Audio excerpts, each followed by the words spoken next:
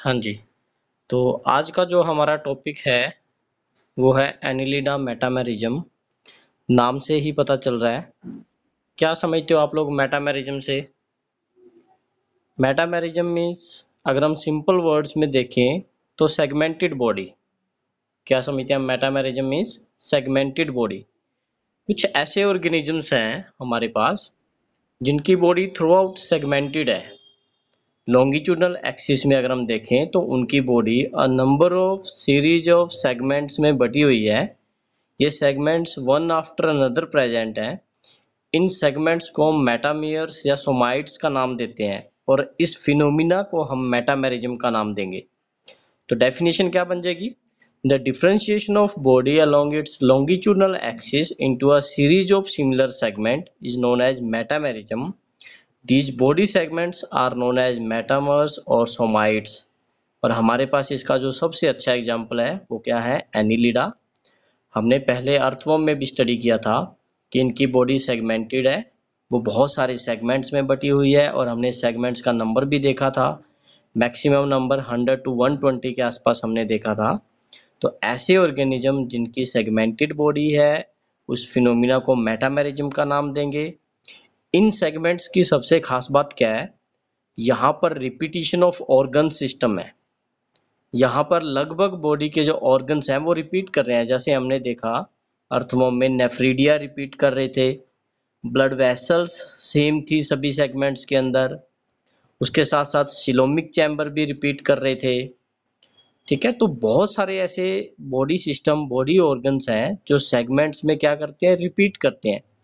इसका मतलब सभी सेगमेंट्स ऑलमोस्ट सिमिलर टाइप के होते हैं क्योंकि उनके अंदर सिमिलर टाइप के ऑर्गन्स प्रेजेंट हैं। दैट्स वाई वो मोर और लेस सिमिलर होते हैं। इस टाइप के ऑर्गेनिजम्स को हम बोलते हैं metamerically segmented. The organism having well developed segment system, well developed metamers, they are known as metamerically segmented. बहुत बार डायरेक्टली वो एग्जाम्पल पूछ लेता है कि मेटामेरिकली सेगमेंटेड ऑर्गेनिजम्स के एग्जाम्पल बताओ, या डायरेक्ट वो एक नंबर में डेफिनेशन पूछ लेते हैं, what is metamerism, which organism are metamerically segmented. तो आपको बताना होगा कि बॉडी का डिफरेंट सेगमेंट्स में बटे होना दैट इज मेटामेरिज्म, और ऐसे ऑर्गेनिज्म को मेटामेरिकली सेगमेंटेड का नाम देते हैं। अक्रेंस में हमने अभी देखा किन ऑर्गेनिजम्स में ये मिलते हैं, किन ऑर्गेनिजम्स में नहीं मिलते हैं। तो सबसे पहले जो हमारे पास एग्जांपल आता है सेगमेंटेशन का, मेटामेरिज्म का, वो है एनिलिडा। याद करो जो लास्ट सेमेस्टर में आप लोगों ने फाइलम स्टडी किए थे, चाहे वो पोरीफेरा थे, सिलेंट्रेट्स थे, या हमारे पास प्लेटिहेल्मिन्थ्स थे, उनमें से किसी भी फाइलम या ऑर्गेनिजम्स के अंदर हमने सेगमेंटेशन स्टडी नहीं किया। इसका मतलब एनिलिडा फर्स्ट ऐसा फाइलम है जिसके पास ये सेगमेंटेशन की प्रॉपर्टी है। एक्चुअली में ये इनका आइडेंटिफाइंग फीचर है। This metamerically segmentation is a unique feature of phylum Annelida. इससे पहले किसी में नहीं मिला। इसके बाद के जो ऑर्गेनिजम्स हैं उनमें किसी ऑर्गेनिज्म में एक्सटर्नल सेगमेंटेशन है, किसी में इंटरनल सेगमेंटेशन है। इन सेगमेंटेशन को और डिटेल में अगर हम देखें तो हमने अर्थवर्म में भी स्टडी किया था। ये सेगमेंट एक दूसरे से सेपरेटेड हैं with the help of annuli. Externally बाहर से तो हमें ग्रुप सा दिखेगा जिसको हम एनुलाई का नाम देते हैं, और इंटरनली देखें तो एक ट्रांसवर्स पार्टीशन दिखती है जिसको हम नाम देते हैं सेप्टा। इस इस डायग्राम में भी आप देख सकते हो, ये जो फोटोग्राफ आपको विजिबल है इसमें भी हम देख सकते हैं कि ये जो बाहर से जो बॉडी है यहाँ से तो हमें ग्रुप सा दिख रहा है, डार्क लाइन। ये डार्क लाइन एन्यूलाई को रिप्रेजेंट कर रही है, और अंदर देखो, अंदर ये एक ट्रांसवर्स पार्टीशन है। ये जो ट्रांसवर्स पार्टीशन है ये सेप्टा को रिप्रेजेंट कर रही है। इट मीन्स यही एन्यूलाई और septa they are responsible for segmentation. बाहर से एन्यूलाई रिप्रेजेंट करते हैं सेगमेंट्स को, दो सेगमेंट्स के बीच का जो पार्ट है, और अंदर से ये ट्रांसवर्स पार्टीशन प्रेजेंट है जिसको हम सेप्टा का नाम देते हैं। मैंने आपको पहले बताया ये जो सेगमेंट्स हैं ये ऑलमोस्ट होमोलोगस हैं। मीन्स इनके अंदर सिमिलर टाइप की ऑर्गन सिस्टम प्रेजेंट है, सिमिलर टाइप के मसल्स प्रेजेंट हैं, सिट्टे प्रेजेंट हैं, nerve fibre, blood vessels, nephridia, reproductive organs. That's why all the segments they are homologous because of having similar type of organ system. But एक बात ये है कि similar type के organ system होते हुए भी ये इंडिपेंडेंट नहीं है, ये इंटरडिपेंडेंट है और इंटीग्रेटेड वे में फंक्शन परफॉर्म करते हैं। मीन्स कोई भी सेगमेंट अकेले में सर्वाइव नहीं कर सकता। All the segments they are interdependent, integrated and they depend upon each other. वहीं अगर हम देखें तो कुछ और हमारे पास फाइलम है, उनके अंदर भी सेगमेंटेशन हमें दिखता है। जैसे आर्थ्रोपोडा की बात करें, आर्थ्रोपोडा में भी सेगमेंटेशन है। वर्टिब्रेट्स में देखें, हायर वर्टिब्रेट्स में भी सेगमेंटेशन है।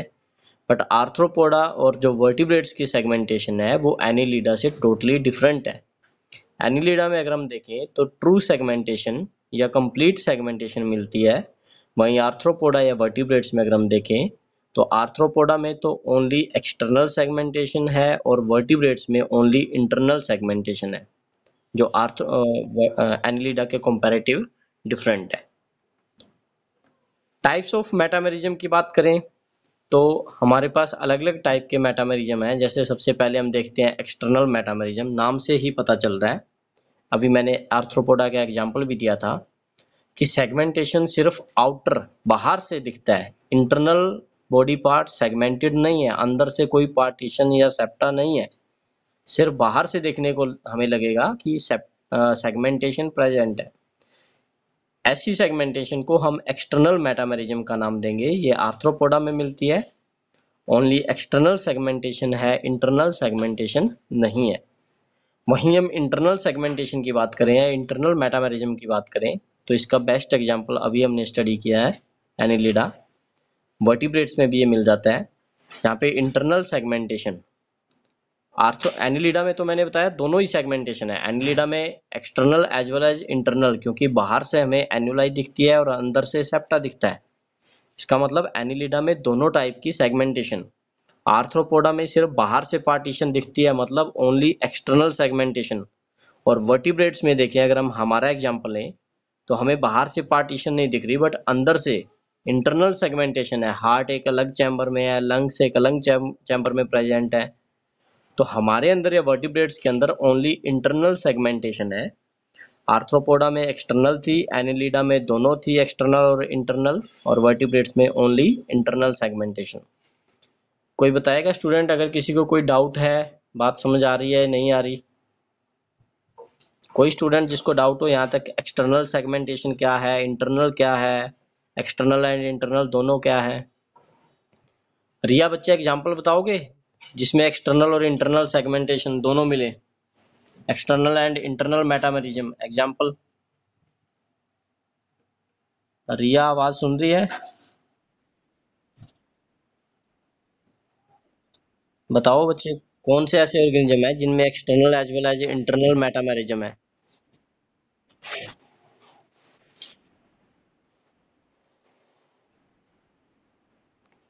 क्या बोल रहे हैं? तो किसमें? अभी बताया था मैंने,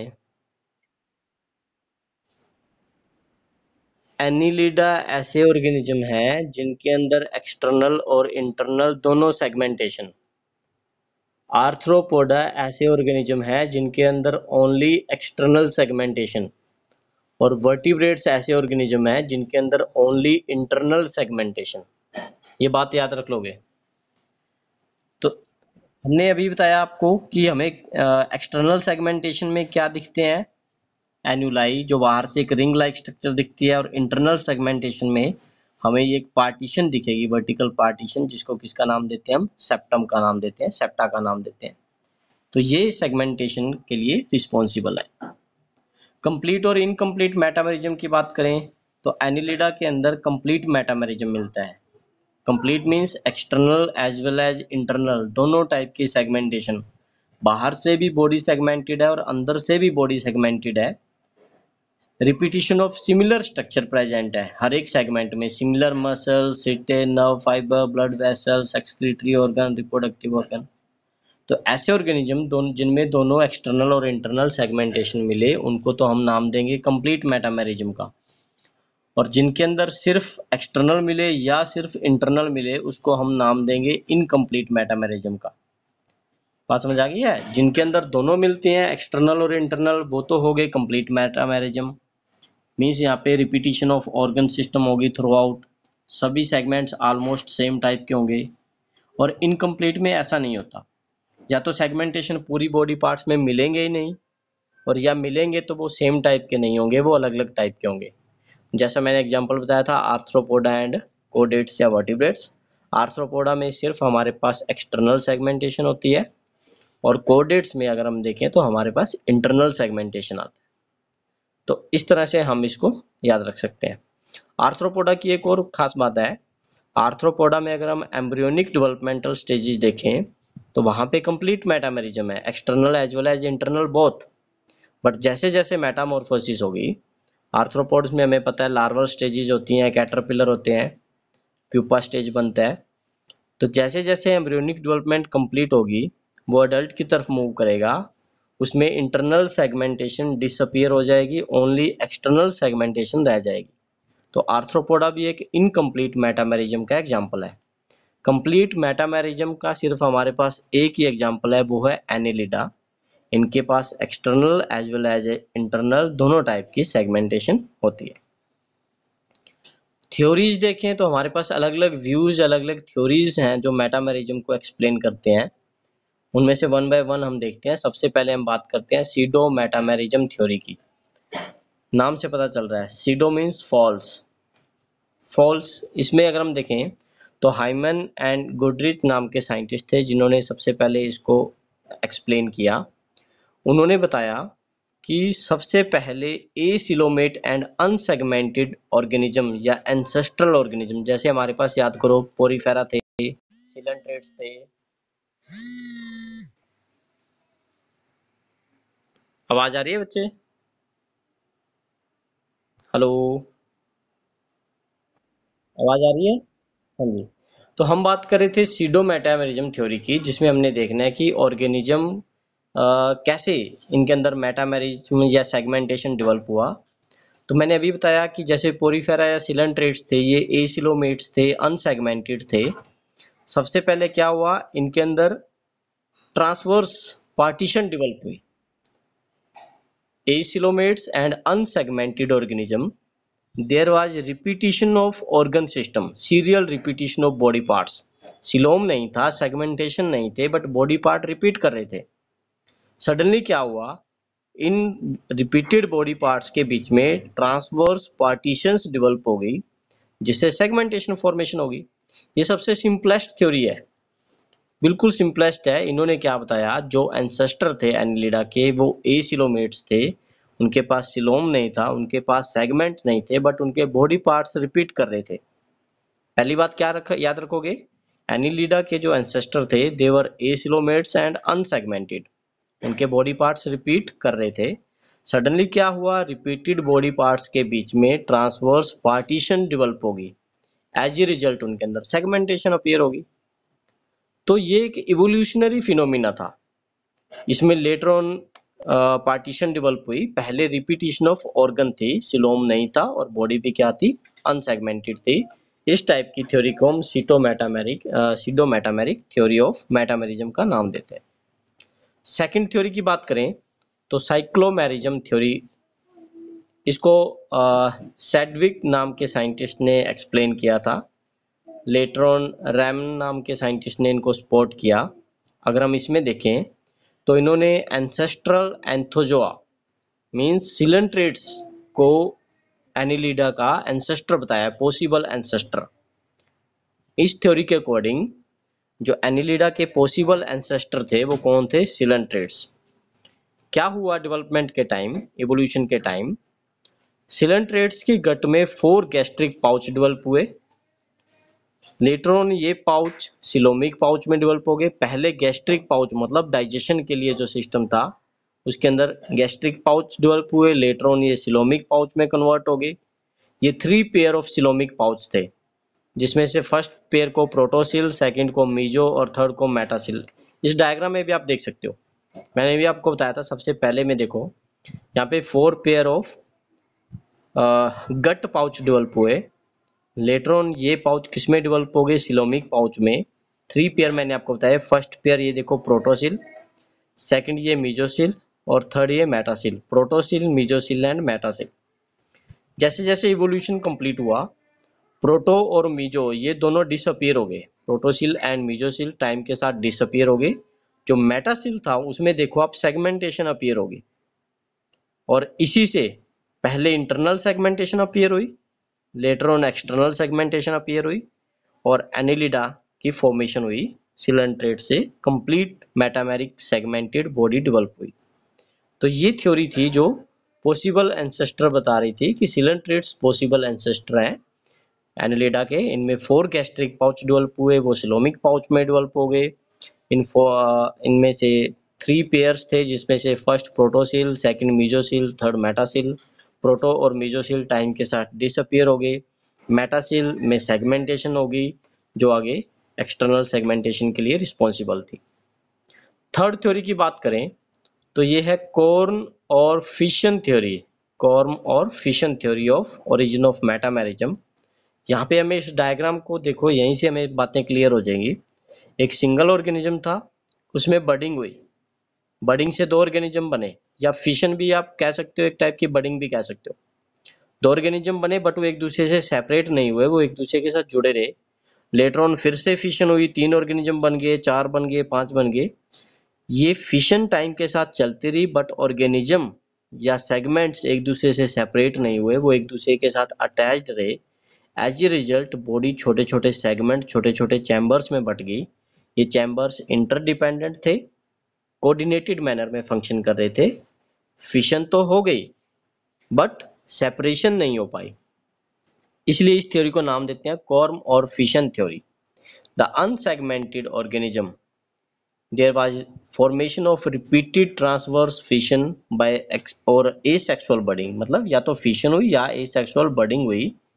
as a result non segmented organism किस में चेंज हो गया, सेगमेंटेड में चेंज हो गया। जो छोटे छोटे सेगमेंट्स बने उनको सब इंडिविजुअल या जॉइड्स का नाम भी दे देते हैं। ये एंड टू एंड अटैच्ड थे, फिजियोलॉजिकली और स्ट्रक्चरली एक दूसरे के ऊपर डिपेंडेंट थे, और कोऑर्डिनेटेड मैनर में फंक्शन कर रहे थे। इस थ्योरी को हम नाम देते हैं कॉर्म और fission theory of origin of metamerism. Next theory की बात करें तो embryological theory of origin of metamerism. इस थ्योरी के अकॉर्डिंग एम्ब्रियोनिक डेवलपमेंट के टाइम मीजोडर्म पे कुछ मैकेनिकल स्ट्रेस या प्रेशर पड़ा, जिसकी वजह से मीजोडर्म फ्रेगमेंटेड होगी, सेगमेंटेड होगी। As a result repetition of organ system and formation of segment. मतलब जो भी प्रोसेस हुआ वो एनिलिडा की एम्ब्रियोनिक डेवलपमेंट के टाइम हुआ, जब वहां पे मैकेनिकल स्ट्रेस, मैकेनिकल प्रेशर पड़ा, मीजोडर्म में सेगमेंटेशन हुई, जो रिस्पॉन्सिबल थी सेगमेंटेड ऑर्गेनिजम्स के लिए। और नेक्स्ट थ्योरी की बात करें तो लोकोमोटरी थ्योरी। अगर हम इस थ्योरी में देखें तो segmentation is a adaptation for locomotion. हमें पता है लोकोमोशन डिफरेंट टाइप का हो सकता है, वो स्विमिंग हो सकता है, वो रनिंग हो सकता है, वो वॉकिंग हो सकता है। तो जैसे जैसे ऑर्गेनिज्म डेवलप हुए उनके अंदर सेगमेंटेशन डेवलप हुई, वो सेगमेंटेशन लोकोमोशन को सपोर्ट कर रही थी। सेगमेंटेशन की वजह से ऑर्गेनिज्म को बेंड करना आसान होता है, उसको स्विम करना आसान होता है, लेटरल अंडुलेशन मूवमेंट करना आसान होता है। तो ये एक टाइप का अडेप्टेशन था जो लोकोमोशन में हेल्प कर रहा था, ताकि वो अच्छे से अपने सराउंडिंग में मूव कर सकें, फूड कैप्चर कर सकें, प्रीडेटर या प्रे को कैप्चर कर सकें। तो उस सब के लिए एक अडेप्टेशन थी। अल्टीमेटली कंक्लूजन ये निकलता है कि हमारे पास कोई भी ऐसी थ्योरी नहीं है जो एफिशिएंटली मेटामेरिज्म के ओरिजिन को एक्सप्लेन कर सके। डिफरेंट ऑर्गेनिज्म में हो सकता है मेटामेरिज्म का ओरिजिन डिफरेंट वे में हो। किसी में हो सकता है वो एम्ब्रियोलॉजिकल प्रोसेस के थ्रू हुआ हो, किसी में हो सकता है वो फिशन थ्योरी के थ्रू इवोल्यूशन या मेटामेरिज्म डेवलप हुआ हो। कोई ऑर्गेनिज्म ऐसे हो सकते हैं जिनके मेटामेरिज्म को साइक्लोमेरिज्म थ्योरी सपोर्ट करती हो। तो अलग अलग ऑर्गेनिज्म में जो मेटामेरिज्म है वो अलग अलग तरीके से हुआ है। हमारे पास कोई भी ऐसी थ्योरी नहीं है जो उसको अच्छे से एक्सप्लेन करती हो। सिग्निफिकेंस क्या होगा मेटामेरिज्म का? एक सिग्निफिकेंस तो हमने अभी देखा कि ये लोकोमोशन में हेल्प करता है, ये स्विमिंग में, बरो फॉर्मेशन में हेल्प करता है, बेंडिंग में हेल्प करेगा, ऑर्गेनिज्म की वॉकिंग में हेल्प करेगा। तो सबसे पहला सिग्निफिकेंस तो इसका यही हो गया। दूसरा सिग्निफिकेंस क्या है? मेटामेरिज्म से रेट ऑफ रिप्रोडक्शन इंक्रीज हो जाता है। कैसे, मैंने अभी आपको बताया था, यहाँ पे रिपीटिशन ऑफ ऑर्गन सिस्टम होता है। बहुत सारे organs, male organs, female organs, reproductive organs repeat करते हैं, तो नंबर ऑफ गैमेट फॉर्मेशन ज्यादा होगा। As a result number of young ones ज्यादा होंगे, तो रेट ऑफ रिप्रोडक्शन हाई होगा और सरवाइव करने के चांसेस क्या हो जाते हैं, इंक्रीज हो जाते हैं। नेक्स्ट जो सिग्निफिकेंस है वो लोकोमोशन से रिलेटेड है। अगर इनकी मूवमेंट लोकोमोशन आसान होगी तो बड़ी आसानी से ये अपने फूड को फाइंड कर सकते हैं, फूड को कैप्चर कर सकते हैं। इट मीन्स ये फीडिंग में भी हेल्प करती है। देन डिवीजन ऑफ लेबर तो है ही। अगर सेगमेंटेशन बहुत ज़्यादा है, इट मीन्स वहाँ पे ऑर्गन्स भी ज़्यादा हैं, तो जो उनका लेबर है, काम का बंटवारा हो जाएगा। तो डिवीजन ऑफ लेबर, अभी सभी काम एक ही सेगमेंट को नहीं करने पड़ेंगे। Division of labour because of repetition of organ system, वो भी अपने आप में एक सिग्निफिकेंस है मेटामेरिज्म का। नेक्स्ट है सीडो मेटामेरिज्म और स्ट्रोबिलाइजेशन। अगर हम एनिलिडा को कंपेयर करें फ्लैटवर्म के साथ, सॉरी टैपवर्म के साथ, तो टैपवर्म में जो मेटामेरिज्म मिलता है, ये फोटोग्राफ देखो, ये फोटोग्राफ टैपवर्म का है। इनके अंदर भी आपको बॉडी सेगमेंटेड मिलेगी। देखो छोटे छोटे चैम्बर, छोटे छोटे सेगमेंट्स बने हुए हैं। अगर हम इन टैपवर्म को कंपेयर करें एनिलिडा के साथ, तो एनिलिडा में तो हमने पहले ही देखा था कि वहां पे ट्रू मेटामेरिज्म है, कंप्लीट मेटामेरिज्म है। बट इनके अंदर फॉल्स मेटामेरिज्म, सीटोमेटामेरिज्म या स्ट्रोबिलाइजेशन का नाम भी हम देते हैं। फ्लैटवर्म में कभी भी ट्रू मेटामेरिज्म नहीं होती। यहाँ पे जो रिपीटेड सेगमेंट्स हैं, जो छोटे छोटे सेगमेंट्स रिपीट कर रहे हैं, उनको हम नाम देते हैं प्रोग्लोटिडस। क्या नाम देंगे हम उनको? प्रोग्लोटिडस। वहां पे हम उनको नाम दे रहे थे मेटामियर्स या सोमाइट्स, बट यहाँ पे हम नाम देंगे प्रोग्लोटिडस। एनिलिडा के सारे सेगमेंट्स एक दूसरे के इंटरडिपेंडेंट थे, कोऑर्डिनेटेड मैनर में काम कर रहे थे।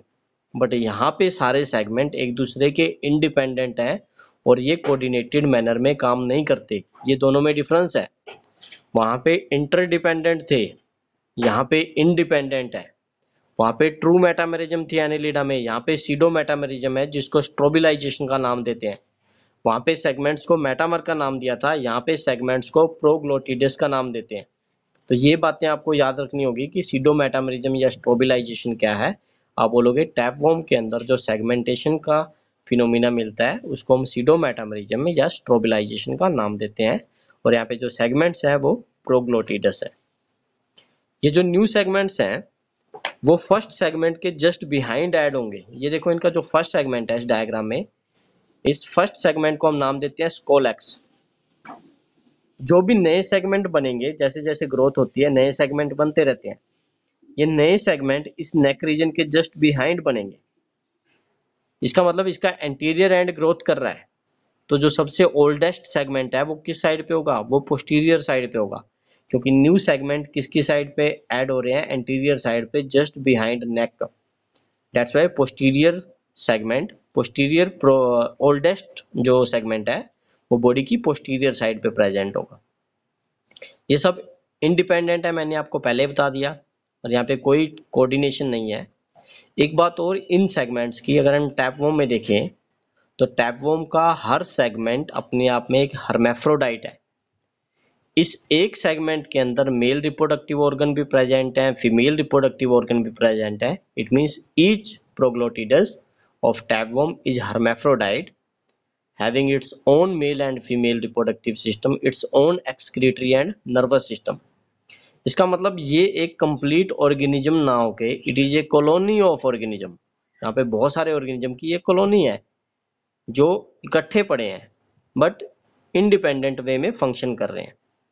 It means tapeworm is not a single individual, it is a group of individual, क्योंकि यहाँ पे हर एक सेगमेंट अपने आप में इंडिपेंडेंट फंक्शन कर सकता है। ये एसेक्सुअल बडिंग से बनते हैं। यहाँ पे बडिंग होती रहती है, एंटीरियर एंड पे न्यू जो सेगमेंट्स हैं या प्रोग्लोटिडस हैं वो ऐड होते रहते हैं। जो ओल्डेस्ट सेगमेंट है वो बॉडी के पोस्टीरियर एंड की तरफ चला जाएगा। क्या सिग्निफिकेंस है इसका सीडोमेटामेरिज्म या स्ट्रोबिलाइजेशन का? सेम, यहाँ पे रेट ऑफ रिप्रोडक्शन क्या हो जाता है? इंक्रीज हो जाता है, जो सर्वाइव करने के चांसेस को क्या करेगा? इंक्रीज कर देगा। ये एक टाइप की पैरासिटिक अडेप्टेशन है जिसमें number of young one, number of next generation को इंक्रीज करने के लिए हाई रेट ऑफ रिप्रोडक्शन चाहिए। दैट्स वाई ये इनके अंदर प्रेजेंट होता है। बहुत बार ऐसे क्वेश्चन आ जाता है difference between true metamerism and pseudo metamerism. ये आपकी बुक में भी एज इट इज एक्सप्लेन कर रखा है। ये जो फोटोग्राफ है ये आपकी बुक से लिया गया है, तो आप इसको वहां से भी आसानी से समझ सकते हो। बहुत सी बातें मैंने आपको पहले ही बता दी हैं कि ट्रू मेटामेरिज्म हमने एनिलिडा में देखा था और जो सीडो मेटामेरिज्म है वो अभी हमने फ्लैटवर्म के अंदर देखा। ट्रू मेटामेरिज्म में एक डेफिनेट नंबर ऑफ सेगमेंट्स होते हैं, सीडो मेटामेरिज्म में ऐसे नहीं होते। सीडो मेटामेरिज्म में इनडेफिनेट होते हैं क्योंकि जब तक वो सर्वाइव करता है नए सेगमेंट ऐड होते रहते हैं एंटीरियर एंड पे just behind the scolex. True metamerism Annelida में हमने क्या देखा था कि ये सेगमेंट्स आपस में इंटरडिपेंडेंट थे, कोऑर्डिनेटेड मैनर में काम कर रहे थे, बट सीडो मेटामेरिज्म में ऐसा नहीं था। सीडो मेटामेरिज्म में ये इंडिपेंडेंट थे और कोई कोऑर्डिनेशन नहीं था। देन हमने देखा कि ट्रू मेटामेरिज्म में जो सेगमेंट्स थे दे आर डिफरेंटली स्पेशलाइज्ड, अलग अलग काम के लिए वो अडेप्टेड हैं। बट यहाँ पे अभी हमने देखा कि प्रोग्लोटिड डिस्क के अंदर ये सारे के सारे सेम होते हैं, तो आपस में ये इंडिपेंडेंट सर्वाइव कर सकते हैं। ट्रू मेटामेरिज्म में इंडिपेंडेंटली सर्वाइव नहीं कर सकते थे, सीडो मेटामेरिज्म में ये इंडिपेंडेंटली सर्वाइव कर सकते हैं। ठीक है, और एग्जाम्पल हमने पहले बता दिया। ट्रू मेटामेरिज्म एनिलिडा इसका एग्जाम्पल बता दोगे, और सीडो मेटामेरिज्म में अगर हम देखें तो इसका एग्जाम्पल आप टैपवर्म बता दोगे। यहाँ तक किसी स्टूडेंट को कोई डाउट है? किसी को कुछ भी डाउट है पूछना है तो आप लोग पूछ सकते हो। अदरवाइज जो हमारी कल की क्लास होगी उसमें हम ट्रोकोफोर लार्वा के बारे में डिटेल में डिस्कस करेंगे।